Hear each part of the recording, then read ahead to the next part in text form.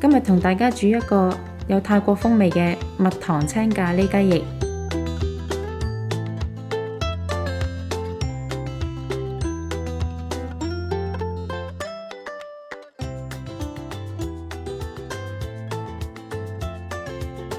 雞翼沖洗乾淨，用廚房紙印乾水分，將雞翼剪開成單骨，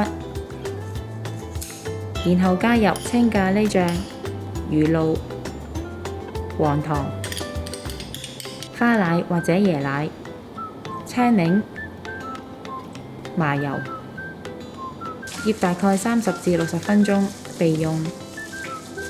喺鍋中加油，開中火加熱後，放入雞翼煎香兩面，然後蓋上鍋蓋，用細火煮多1至2分鐘至熟透。掃碎蜜糖，再略煎。食嘅時候可以淋少少青檸檬汁，就會更加好味㗎。